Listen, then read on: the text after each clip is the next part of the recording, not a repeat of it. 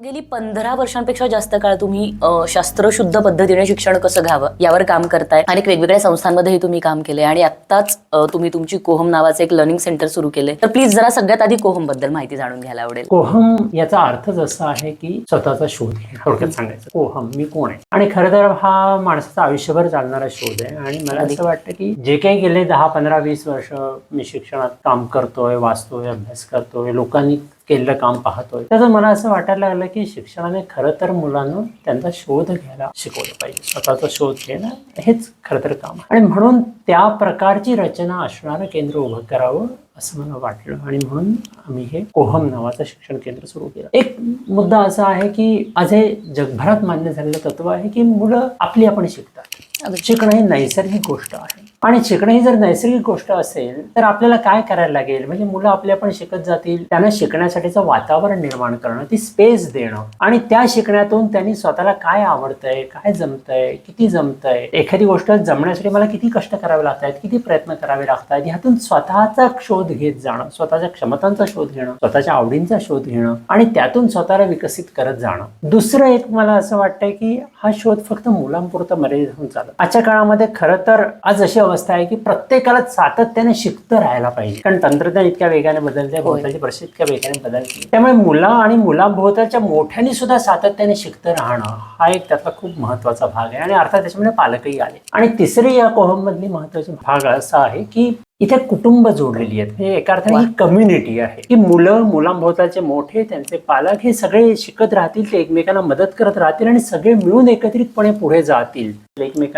एकमेकांच्या सहकार्याने शिकत जातील, अशी ही कम्युनिटी आहे. या अर्थाने त्याला आम्ही कोहम असं नाव दिलेलं आहे. प्रत्येकाने स्वतःचा शोध घ्यावा, स्वतःला अधिकाधिक विकसित करत जावं, अशी याच्या मागची संकल्पना आहे. क्या बात आहे, व्हेरी इंटरेस्टिंग. म्हणजे ऐकतानाच कळतं, खूप छान वाटतंय, खूप भारी फिलिंग आलंय. खरं तर गेली 15-16 वर्ष तुम्ही या क्षेत्रामध्ये काम करताय, शिक्षण क्षेत्रामध्ये काम करताय. खूप वेगवेगळ्या शाळांना उभं करण्यात तुमचं योगदान राहिलेलं आहे.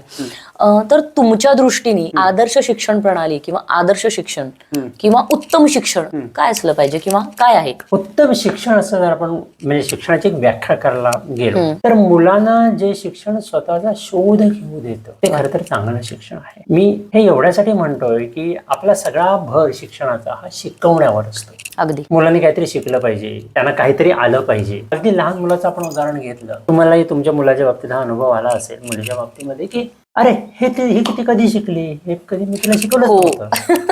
दिवसातून 4 वेळेला येतो हा अनुभव. अरे हे ती कधी बोलायला शिकली, हे कधी शब्द वापरायला शिकली. याचं कारण शिकणं हे त्यांचं नैसर्गिक आहे. त्यामुळे चांगल्या शिक्षणाची रचना काय, तर मुलांना त्यांच्या या आतल्या ज्या क्षमता आहेत त्या क्षमता ज्या शिक्षण वापरू देतं, तपासून पाहू देतं, ते चांगलं शिक्षण. आता मग हे होण्यासाठी काय करायला लागेल, तर मुलं शिकतील याच्यासाठीचं वातावरण उभं करावं लागेल. मगाशी मी जसं कोहम बद्दल म्हणतो तसं. म्हणजे काय, तर मुलांच्या प्रत्येक वाढीच्या टप्प्यावर त्यांच्या विशिष्ट गरजा असतात. म्हणजे उदाहरणार्थ 2, 2.25, 2.5 वर्षाला मूल जेव्हा बोलायला लागतं तेव्हा त्याला भरपूर बोलायचं असतं. किंवा ते जेव्हा घरातनं बाहेर पडतं, शाळेत जातं, तेव्हा त्याला शाळेचा परिसर न्याहाळून पाहायचा असतो, भोवताली काय. त्याला वर्गात रमत नाही, त्याला बाहेर जायचं असतं, इकडे झाड चढून बघायचं असतं, हे करायचं असतं, मित्र गप्पा मारायच्या असतात. हा सगळा शिक्षणाचा भाग आहे. त्याला भरपूर जे बोलावंसं वाटतं हे त्याच्या शिक्षणाचा भाग आहे. कारण आता माझ्यासमोर शब्दसंपत्ती आलेली आहे, थोडे शब्द जमा झाले, आता मला ते वापरून बघायचे. आणि मग आपण म्हणतो की अरे नाही, गप्पा बसायचं. आता हे जेव्हा होतं तेव्हा आपण मुलाचं शिक्षण थांबवतोय. कारण त्याला आतून ते, तुम्ही कदाचित हा प्रयोग केला असेल की जमिनीत नाही एखादा असा पाण्याचा धुमारा फुटत असतो आणि तुम्ही त्याला पाय देऊन थांबवू पाहता, तेव्हा ते इकडून तिकडून बाहेर पडलं, मग ते त्याच पद्धतीने मुलाचं बाहेर पडतं. हे जर नैसर्गिकरित्या त्याला शिक्षणाने वापरू दिलं, त्याला जे करायचे ते करू दिलं, त्याला हात वापरायचे असतात, त्याला इकडे तिकडे बघायचं असतं, त्याला खूप गोष्टी ऐकायच्या असतात, हे सगळं जिथे शिक्षण कळलं, म्हणजेच काय, तर पंचेंद्रियाने, म्हणजे अगदी एका वाक्यात सांगायचं तर पंचेंद्रिय विकसित करणारे अनुभव हा शिक्षणाचा पायाभूत घटक आहे. 9, 10, 11, 12 वर्षापर्यंत जेव्हा त्यांची पंचेंद्रिय विकसित होत असतात, मुलांना चांगलं शिक्षण याचा अर्थ मुलांना मुलं बघायला शिकली पाहिजेत, मुलं ऐकायला शिकली पाहिजेत, मुलं बोलायला शिकली पाहिजेत, मुलं समजावून घ्यायला शिकली पाहिजेत. मुलं म्हणजे पाय, हात, डोळे, कान, नाक हे सगळं वापरून त्यांना अनुभव घेता आले पाहिजेत. हे जितकं होईल तितकी ती भोवतालचं जग समजून घ्यायला सक्षम होतील. आणि हे जग समजून घेणारे शिक्षण खरं तर आता तुम्ही म्हणालात की शाळा या विद्यार्थी केंद्रित झाल्या पाहिजेत, तर तुमच्या दृष्टीने आदर्श विद्यार्थी काय किंवा आदर्श मूल कसं असावं? कारण आपल्याकडे ना न रडणारं, अत्यंत ओबिडियंट असणारं, आईबाबांचं सगळं ऐकणारं हे मूल म्हणजे आदर्श मूल अशीच चौकट तयार झालेली आहे. सो खरंच ही चौकट योग्य आहे? आपल्याकडे ना आदर्शपणाची फार काय आपण म्हणतो सगळं आदर्श. मला असं वाटतं ना, म्हणजे मी तुम्हाला प्रामाणिकपणे प्रश्न विचारतो, तुमच्या आईने आदर्श व्हावं म्हणून संसार केला का हो? का ती ते करत गेली? ती करत गेली, ऍडजस्ट करत गेली, गोष्टी घडत गेल्या. तिने मला तिने तिचं कर्तव्य निभावलं. मग ते नवऱ्याप्रती असेल, मग ते मुलांप्रती असेल, मग ते कुटुंबाप्रती असेल. अगदी हे कर्तव्य निभावणं ना हीच गोष्ट आवश्यक आहे. आपण त्याला आदर्शपणाच्या चौकटीत अडकून टाकलं ना, म्हणजे मग काय होतं, आपण नकळतपणे कॉम्पिटिशन निर्माण करतो, नकळतपणे हे चांगलं हे वाईट निर्माण करतो. आदर्श शिक्षकाची ती जबाबदारीच आहे. आदर्श आई, आदर्श वडील, आदर्श शिक्षक, आदर्श नाही, ते त्यांचा रोल आहे आणि ती त्यांची जबाबदारी आहे आणि ती भूमिका आहे ती निभावलीच पाहिजे. तेव्हा चांगलं आणि वाईट अशी एक हे तयार करतो, नकळत डिव्हाइड करतो आपण गोष्टी. हे योग्य अयोग्य असं करतो आपण. योग्य त्याचाच पुरस्कार सातत्याने का नाही करतो? शिक्षक म्हटल्यानंतर ह्या गोष्टी ह्या असल्या पाहिजे, तो तसाच उभा राहील. कुठलीही व्यक्ती म्हणून जो तुमचा प्रश्न आहे ना की आदर्श मूल कसं असलं पाहिजे, आदर्श मूल नाही, मूल जसं आहे ना ते तसंच आहे आणि ते तसंच आदर्श म्हणून स्वीकारलं गेलं पाहिजे. हे मूल आदर्श आणि हे अनादर्श असं नाहीये. म्हणजे एखाद्याला गणित विज्ञान खूप चांगलं येतं, परीक्षेमध्ये चांगले मार्क लिहितो, ते आपल्या आदर्श असतं. आपण सांगेल ते करतो, ते सांगेल ते करणं हे मुलाचं कामच नाही. मुलं ही जगाबरोबर चाललेली आहेत आणि आपली शिक्षण व्यवस्था दुर्दैवाने त्याच्या खूप मागे आहे. पूर्वी जे काही संशोधनात सापडलंय ते आपण आज लावू पाहतोय, तोपर्यंत काळ हा खूप पुढे गेलेला आहे. शिक्षण हे काळाच्या बरोबर बदललं पाहिजे. कदाचित मी असं म्हणेन की त्याच्यापेक्षा काळाच्या एक पुढे थांबून ते केलं, कारण मुलांना उद्याला जगायचंय. व्हेरी वेल सेड. त्यामुळे शाळा ह्या या पद्धतीने बदलल्या पाहिजेत. मगाशी जो आपण प्रश्न बोलत होतो ना, शाळेची रचना, आपण हुशार ढ वगैरे वगैरे ह्या गोष्टी जितक्या शाळेतनं कमी करू ना, मुलांना हुशार ढ नाही, मुलांना रादर मला पुन्हा पुन्हा नवं शिकत राहायला पाहिजे. मी शिकलो याचा अर्थ अजून कितीतरी गोष्टी मला शिकण्यासाठीच्या बाकी आहेत. अदरवाईज काय होतंय, मला 70% मार्क मिळाले म्हणजे मी स्वतःला हुशार समजतो आणि आपल्याला एखाद्या छोट्या फुलपाखराबद्दल सुद्धा पुरेसं माहिती नसतं आणि आपण म्हणतो की मी हुशार आहे. आपल्याला छोट्या डासाबद्दल, छोट्या किड्याबद्दल पुरेशी माहिती नसते, साध्या ॲटम बद्दल आपल्याला अजून पुरेशी माहिती नाही आणि आपण असं म्हणतो की मी हुशार आहे आणि मी शाळेत पहिला आलोय. ह्या गोष्टी काढूनच टाका आणि जितकं ह्या गोष्टी आपण कमी करू. दुसरी गोष्ट, आपल्याकडे प्रश्न विचारण्याला अतिशय बॅन आणि आपण ज्या संस्कृतीचे गोडवे गातो, आपण ज्या गीतेचे गोडवे गातो, गीता हा संवाद आहे, प्रश्न विचारतोय. तो जसं श्रीकृष्ण सांगतोय तसं तो मान्य नाही करत, तो त्याला प्रश्न विचारतो आणि पटल्यानंतर मान्य करतो. आपण ही जर संस्कृतीचे आपण गोडवे गात असू तर मुलांना प्रश्न विचारणं का बंदी करतो? रादर त्यांनी प्रश्न विचारले पाहिजे, त्यांनी शंका घेतल्या पाहिजेत आणि त्या शंकांचं योग्य निराकरण झालं की मग ते मान्य केलं पाहिजे, की ते स्वीकारलं पाहिजे. इथपर्यंत ही प्रोसेस आपण शाळेमध्ये लावली. तुम्ही आदर्श म्हणताय ना, मग जो प्रश्न विचारतो ते खरं तर आदर्श असं मला म्हणायचं, की जो मूल शंका विचारतो, जो प्रश्न विचारतो, जो पुन्हा पुन्हा समजून घेण्याचा प्रयत्न करतो, मला समजलं नाहीये परत सांगा, ही क्युरिओसिटी ज्याच्यामध्ये आहे आणि ही नैसर्गिक आहे मुलांमध्ये आणि ती आपल्याला जोपासायला हवी. ते मारून टाकतं का नाही, की सातत्याने भोवताल समजून घेत राहणं, सातत्याने स्वतःला समजून घेत राहणं, हे खरं तर आदर्श आहे. आणि हे फक्त मूल नाही, फक्त सगळ्या माणसांना हे लागू आहे. शिक्षणाने ते केलं पाहिजे. खऱ्या अर्थाने मला नव्याने आदर्श या एका कॉन्सेप्टची वेगळी व्याख्या कळली असं मी म्हणेन. हे सगळं मान्यच आहे, पण असं वाटतं की हे सगळं खूप आदर्शवत सांगताय तुम्ही, जे काही सांगताय ते सत्यात कितपत उतरेल किंवा हे सत्यात येणं कितपत शक्य, क्वाईट डिफिकल्ट म्हणूया. कदाचित कोहमच्या माध्यमातून या सगळ्या गोष्टी होत असतील अशी अपेक्षा, किंवा हेच होत असेल कोहम मध्ये असंही मी म्हणेन ठामपणे. हा मी एक नमुना उभा करतोय की ज्यातनं हे जर साध्य झालं म्हणजे व्हावं अशी मला अपेक्षा आहे, तर कदाचित ते बघून मग बाकी सगळे हळूहळू त्याला ते होऊ शकेल, ते स्प्रेड होऊ शकेल. तर आत्ताची जनरेशन जर तुम्ही बघाल, म्हणजे आत्ताची मुलं, रादर माझी मुलगी सुद्धा मोबाईल, स्क्रीन आणि त्याच्यामुळे ना मुलांच्या ओव्हरऑल शिकण्याच्या पद्धतीमध्येच खूप अडचणी येत आहेत. तर काय वाटतं एक्झॅक्टली हे प्रॉब्लेम्स होत आहेत कशामुळं? कारण मोबाईल किंवा टीव्ही खरं तर अशी आपल्या जनरेशनमध्ये पण आपल्याला वेगवेगळी अशी माध्यमं आलेली आहेत की जे आपलं माइंड डायव्हर्ट करतील किंवा ज्यांनी वेगळं वळण दिलं होतं. पण आत्ताच्या या ऍडिक्शनमुळे, addiction is the perfect word I think, so यामुळे खरंच मुलांच्या आयुष्यामध्ये प्रॉब्लेम्स निर्माण होतात. सो एक यातले अभ्यासक म्हणून तुम्ही याबद्दल काय सांगाल? तुम्ही म्हणताय तो मुद्दा बरोबर आहे की ह्यातनं प्रश्न निर्माण होत आहे. हे प्रश्न निर्माण होण्याची 2 कारण आहेत. एक म्हणजे कुठलाही डिव्हाइस मुलांच्या हातात देताना तो डिव्हाइस म्हणजे काय आहे, तो कशासाठी वापरायचा आहे हे त्यांना क्लिअर झाल्याशिवाय जर आपण हातात दिला तर ते त्यांना हवा तसाच तो वापरणार. त्यामुळे पहिली गोष्ट ही, आपण त्यांना हौसेने मोबाईल देतो पण तो का आणि तो कसा वापरायचा आहे हे त्यांना द्यायच्या आधी क्लिअर झालं पाहिजे. दिल्यानंतर मग त्यांना हवा तसंच तो वापरणार आहे. म्हणजे गमतीच्या भाषेत बोलायचं झालं तर गंमत म्हणून घ्या की ज्याला आपण माकडाच्या हातात खोलीत म्हणतो ना, एक्झॅक्टली, त्यांना हवं तसं तो वापरणार आहे. खरं. त्यामुळे पहिली गोष्ट ही आहे की मुलांना जी वस्तू मी वापरतोय ती कशासाठी वापरायची आहे आणि त्याचं मर्यादा काय आहे ही आधी क्लिअर झाली पाहिजे, पहिली. आणि दुसरा त्याच्यापेक्षा महत्वाचा भाग म्हणजे ही मुलं टेक्नॉलॉजीमध्ये जन्माला आलेली आहेत आणि ती टेक्नॉलॉजी वापरणार आहे. त्यांना टेक्नॉलॉजी वापरू दिलीच पाहिजे. हा एक्सेप्टन्स आला पाहिजे पालकांमध्ये सगळ्यात आधी. काय करा, मग अशी म्हटलं त्याचा आता मी विस्तार करतो. कसा वापरायचा याचा आता उदाहरणार्थ माझ्यातली कोममधली मुलं सगळं चॅट-जीपीटी वापरतात आणि ते चॅट-जीपीटी वापरून अनेक कामं करतात. आम्ही याच्यावर खूप बोलत राहतो की चॅट-जीपीटी कशासाठी वापरायचं, म्हणजे चॅट-जीपीटी काय करतं. मग त्यातून मुलांना नेमकेपणाने माहिती मिळण्यासाठी नेमकेपणाने प्रश्न काय विचारायचा ह्याची सवय लावली. तुम्हाला आता एकतर या सगळ्याचा तंत्रज्ञानाचा फायदा असा आहे की जगातली सगळी माहिती तुमच्याकडे एका क्लिकवर आहे आणि ती मुलांनी काय वापरायला हरकत, जरूर वापरावी ना. त्याच्यासाठी पाठ करत बसणं आणि पूर्वी जे सातत्याने पाठ करा आणि माहिती तुम्ही स्वतःच्या ब्रेनमध्ये साठा करून ठेवा याच्याच गरज नाही. हा कम्प्युटर जास्त चांगल्या प्रमाणात त्याचा साठा करतोय, त्याच्याकडे माहिती उपलब्ध आहे. मग मला हवी ती माहिती नेमकेपणाने या माध्यमाचा वापर करून कशी शोधायची हे स्किल मुलांना आलं पाहिजे आणि त्याच्यावर प्रयत्न. त्यांनी जरूर पॉवरपॉईंट प्रेझेंटेशन वापरावं, त्यांनी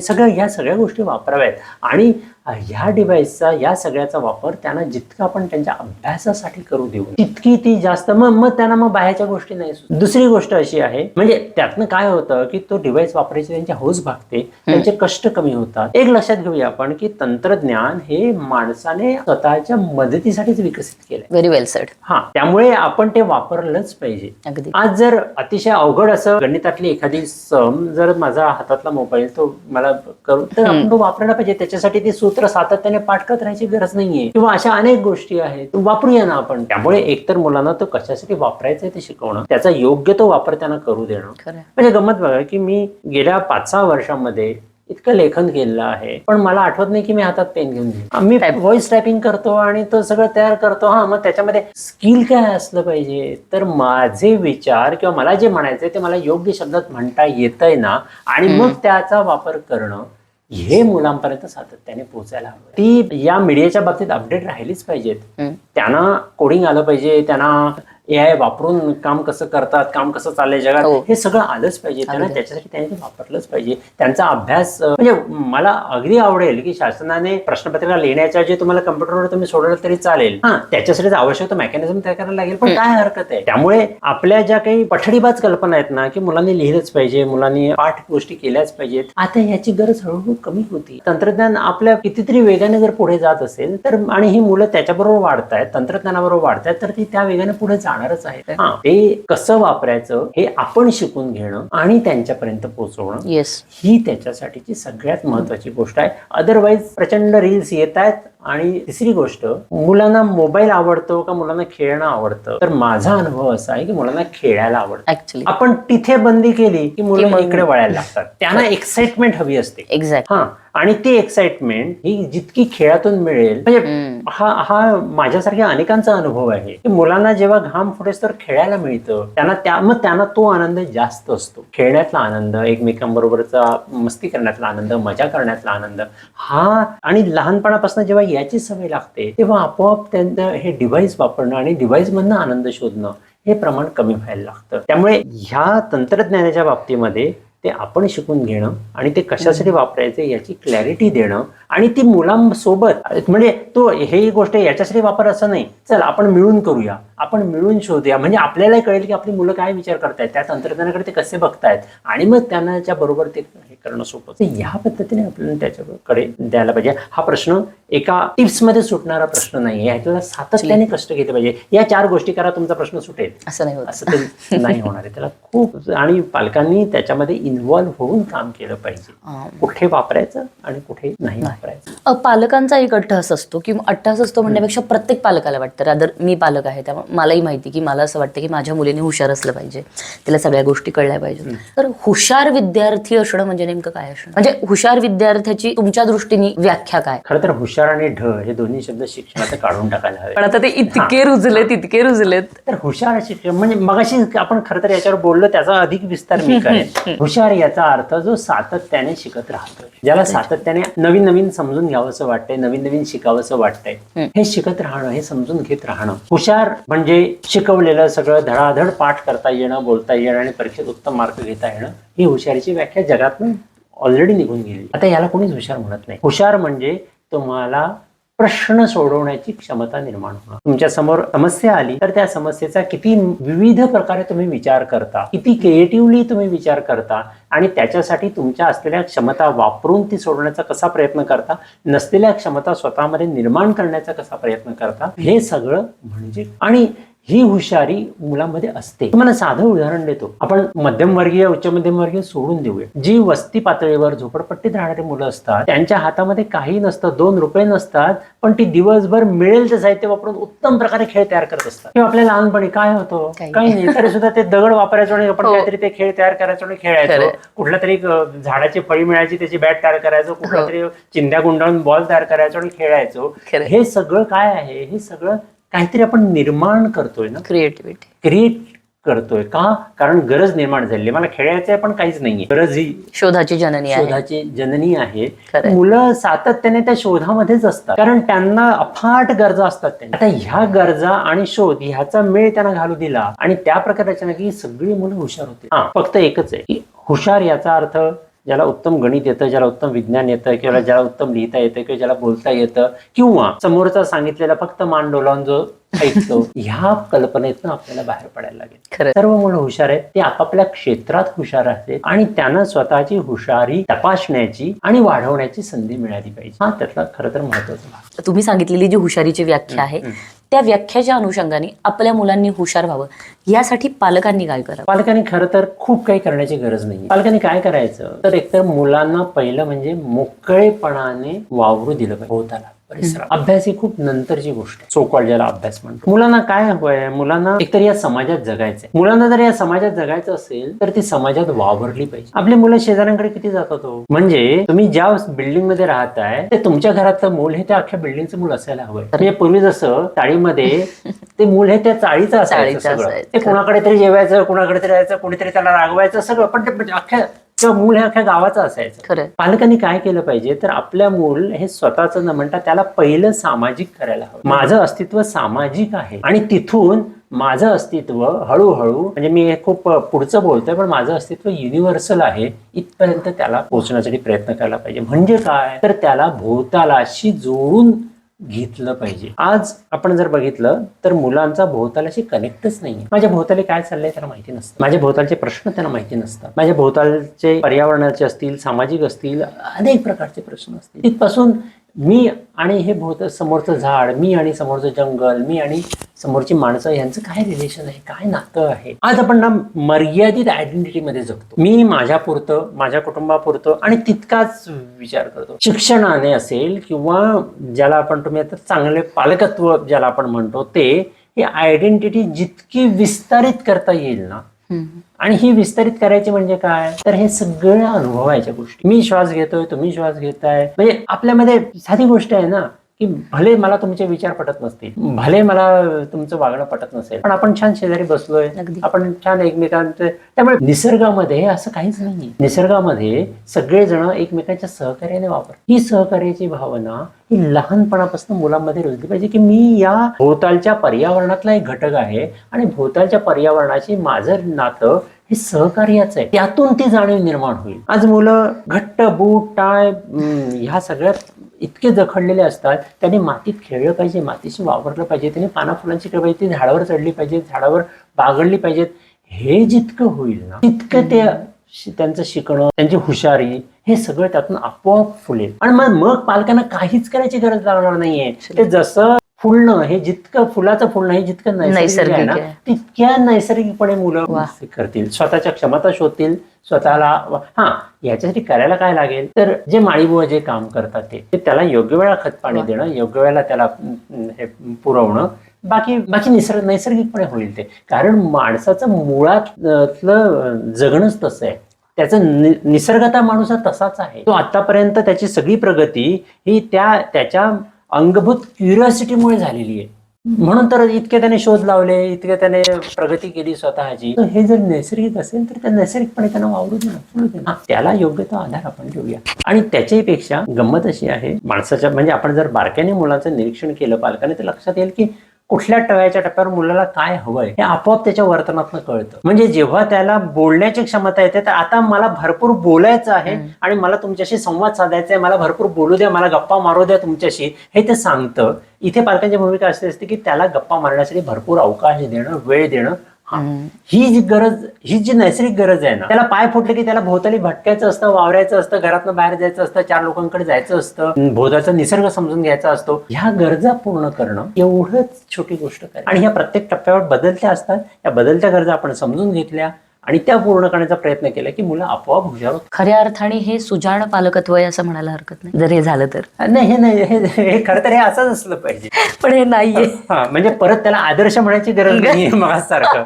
नैसर्गिक आहे. पालकांचं असं होतं, रादर माझंही असं होतं की गोष्टी म्हणा किंवा भूमिका ना अशा खूप टोकाच्या असतात पालकांच्या. लाईक काही पालकांना वाटतं की अरे नाही, माझ्या मुलाला जो त्रास मला झालाय किंवा जे काही मी सहन केलं ते माझ्या मुलांनी अजिबात सहन नाही केलं पाहिजे, त्यामुळे शक्यतो सगळ्या सोयी सुविधा किंवा सगळ्या गोष्टी त्यांना अगदी छान आयत्या पद्धतीने दिल्या जातात. आणि काही ठिकाणी अगदीच विरुद्ध परिस्थिती असते की तसं नाही, त्याने टक्के टोळपे खाल्ले पाहिजेत, त्याला त्रास झाला पाहिजे, ते असं झालं पाहिजे, तसं झालं पाहिजे. सो अगदी टोकाच्या भूमिका असतात. तर हे सगळं कितपत योग्य आहे मुलाच्या जडणघडणीमध्ये, किंवा काय पद्धतीने जडणघडण व्हावी त्यांची? एक म्हणजे मुलाची नैसर्गिक रचना काय आहे, म्हणजे एकूणच माणसाचं जर आपण बघितलं तर माणूस संघर्ष करतच विकसित झालेला आहे. त्यामुळे संघर्ष करत राहणं हे माणसाच्या जीन्समध्येच आहे. तो सातत्याने, म्हणजे अगदी तो जगण्यासाठी संघर्ष करत गेला, तो स्वतःला सुरक्षित ठेवण्यासाठी संघर्ष करावा लागला असेल. बघा ना की माणसाला ना त्याला नीट पळता येत, ना त्याला वाघांसारखी नखं आहेत, जवळ सुळे आहेत, तरीही तो ह्या सगळ्या भोवताल परिस्थितीत टिकून राहिला ना आणि आजपर्यंत इतका विकसित झाला. तर हे सगळं संघर्षातून झालेलं आहे. त्यामुळे संघर्ष ही आपली मुळात नैसर्गिक बाब आहे. सो मुलांना सुद्धा तो संघर्ष करता आला पाहिजे. त्यांना सगळंच आयतं असं देण्यात काहीच पण नाही.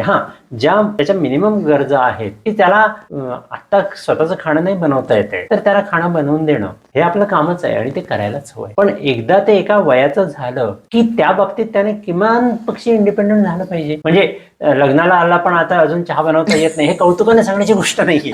आपल्याकडे आजही कौतुकानेच सांगितलं जातं.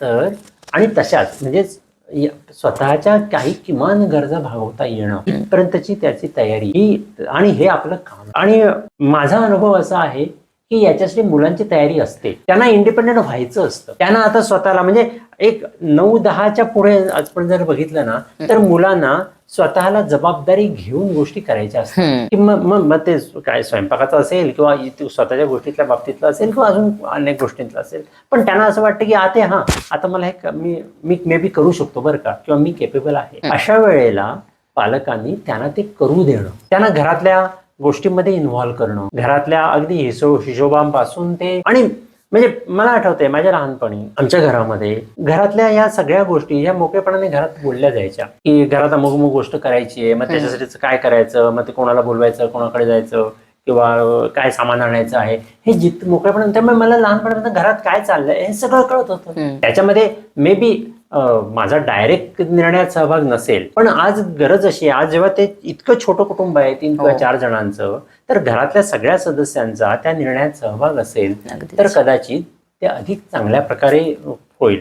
आणि समजा मला घरात एखादा टीव्ही घ्यायचा आहे, मुलाला घेऊया ना मुलाचं मत, त्याला विचारूया की हा आपलं बाबा काय टीव्ही साठीचं बजेट 25,000 रुपये आहे, आता तू शोध बरं दुकानात जाऊन की 25,000 मध्ये कुठला चांगला टीव्ही मिळेल, किंवा आपल्याला फिरायला जायचंय, आपल्याला फिरायला जायचं बजेट 30,000 रुपये आहे, शोध बरं तू की आपण कुठे जाऊ शकू, कसे जाऊ शकू, ट्रेनने जायचं, बसने जायचं का स्वतःची गाडी करून जायचं, तिथे कुठे राहायचं. जबाबदाऱ्या जितक्या म्हणजे ज्या वयामध्ये मुलांना जे करावंसं वाटतं, त्यांना आतून करावंसं वाटतं, त्यांच्या त्यातनं त्या क्षमता त्यांच्या हे होत असतात ना की हा मला ते करून बघायचंय, आणि तेव्हा नको तू अभ्यास कर. त्यापेक्षा हे जितकं आपण मुलांना करायला देऊ, ह्यातनं दोन गोष्टी होतात. एक म्हणजे मुलांचं मी काहीतरी करू शकतो, मी या घरातला भाग आहे, मी महत्वाचा भाग आहे, हा जो एक त्यांना स्वतःबद्दलची जाणीव असते, ही जाणीव सुखावते, ही पहिली गोष्ट आहे. दुसरी गोष्ट अशी आहे, आत्मविश्वास निर्माण होतो. आणि तिसरी गोष्ट, या वयातनं पालक आणि मुलांचं यांचं रिलेशन खूप उत्तम प्रकारे सांधायला मदत होते. कारण या वयामध्ये हळूहळू असं असतं, म्हणजे थोडंसं मोठ्या वयात की हा आता मी मोठा होतोय बरं का, ही एक भावना तयार होते येते. आणि मग त्या मोठ्या होण्याच्या भावनेला या सगळ्याची साथ मिळाली की आपोआप त्यांना हा मी जबाबदार आहे, माझ्यावर जबाबदारी दिली आणि आता मला ती नीट पूर्ण करायची आहे, ह्याकडे मुलं जातात. आणि ह्या गोष्टी करायला पाहिजे. म्हणून मगाशी मी म्हटलं तसं की मुलांच्या वाढीचे टप्पे समजून घेतले, आणि आता मूल माझं काय टप्प्यावर आहे आणि ते काय विचार करते आणि त्याच्या आता काय गरजा आहेत हे समजून घेतलं की ते आपोआप या प्रकारे पूर्ण करता येतात. तर या प्रकारे पालकांनी जावं असं मला वाटतं. खूप टेन्शन ताण घ्यायची गरज नाहीये. हा, त्याच्यामध्ये मूल संघर्ष करतं आणि तो संघर्ष त्याला करू द्यावा. प्रश्न सोडवण्यासाठीचा संघर्ष करतो, तो करू द्यावा. हा, तुला अडचण लागली तर मी आहे बरं, हे मी माझ्या कोहममध्ये पण करतो, तुझं तू कर. तुला अडचण येत असेल तर मला विचार, पण मला विचार म्हणजे मी डायरेक्ट मदत नाही करत. ही 4 पुस्तकं बघ बरं का, मी तुझ्यासाठी काढून ठेवली आहेत, हा ह्याच्यात तुला बघ, हा त्याच्यात काही समजलं नाही तर परत मला विचार, पण मी डायरेक्ट हा हे असं असं कर म्हणजे तुला उत्तर मिळेल ना. म्हणजे माझा सपोर्ट तुला कायमस्वरूपी आहे. तुला जिथे अडचण येईल तिथे मी तुझ्या सोबत उभा आहे, मी तुला मदत करणार आहे.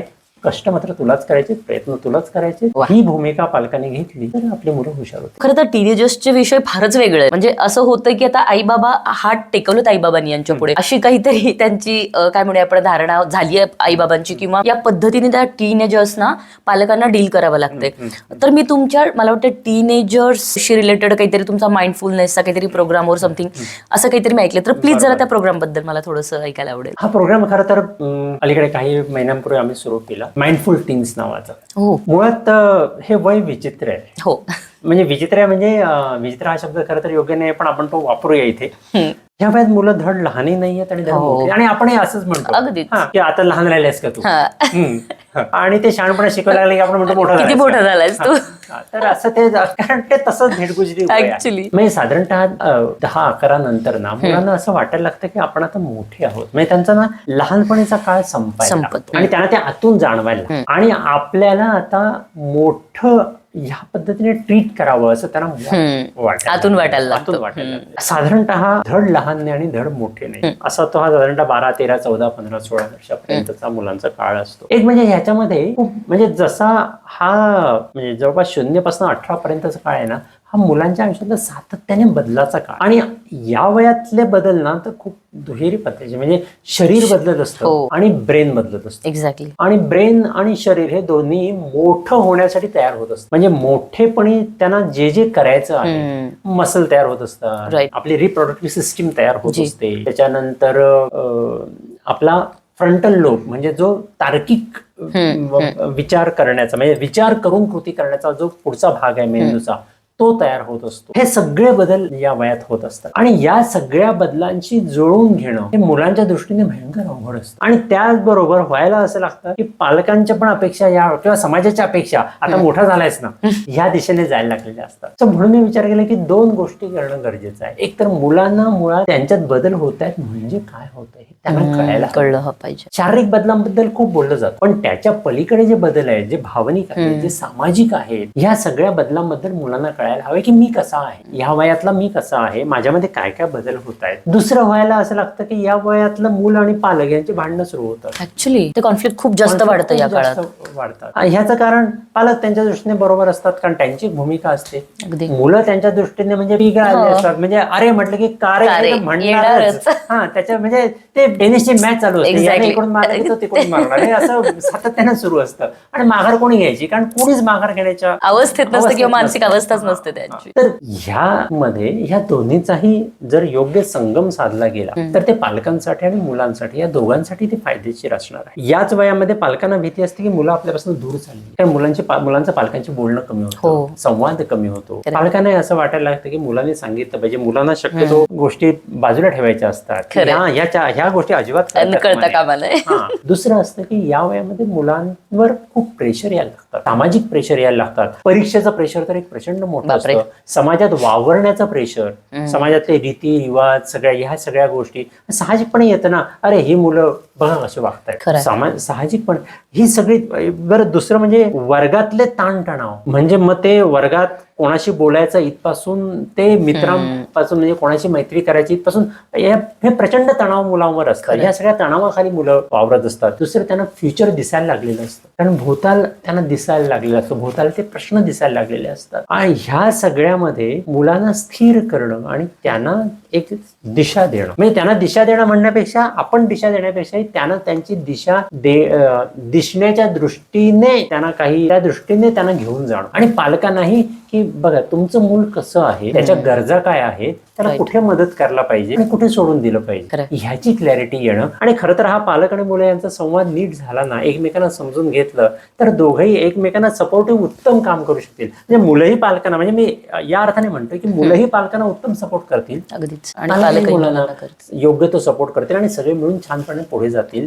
याच्यासाठीचा हा प्रोग्राम आहे. कारण नाहीतर होतंय काय की सगळे भांडतच बसलं जात आहे की हे माझं ऐकत नाही, मग मुलांची दिशा वेगळी होती, पालकांची दिशा वेगळी होती आणि एकमेकांवर आरोप प्रत्यारोप सुरू होतात. म्हणजे मी पालकांना असं म्हणतो ना की पालक मला असं अनेकदा म्हणतात की त्याला हे साधं कळायला नको का, तर नाही कळत आहे हे आपण स्वीकारूया ना, की ते नाही कळत आहे म्हणूनच ते तसं करतंय, आपण त्याच्या पलीकडे जायला सातत्याने. सो असा म्हणून हा माइंडफुल टीन्सचा प्रोग्राम सुरू केला, कारण तो माइंडफुलच आहे. म्हणजे मुळात ना माइंडफुलनेस याचा मुळात अर्थ आहे की स्वतःकडे तटस्थपणे बघणं, मी काय आहे, मी कसा आहे, स्वतःला समजून घेणं. आणि माझा अनुभव असा आहे की मुलं या लेवलला पोहोचतात. मुलांना आपण काय करतोय, काय चुका करतोय, इव्हन मुलं हे सांगतात की आम्हाला पालकांची इथे मदत हवी आहे, आम्हाला हे कळत नाही की हे कसं. म्हणजे मगाशी आपण मोबाईलचं बोलत होतो ना, तर मुलं हे सांगतात की हो आम्हाला तिथे ना पालकांची मदत हवी आहे, पण ते करतात तशी नकोय, चिडवून, आदळापट करून किंवा रागावून. आम्हाला अडचणी येत आहेत, आम्ही स्वतःला या मोबाईल पासून दूर नाही ठेवू शकत आहोत, त्यांनी आम्हाला मदत करावी, आम्हाला लांब राहायचंय पण आम्हाला राहता येत नाही. आता हा वयाचा प्रश्न. हे जेव्हा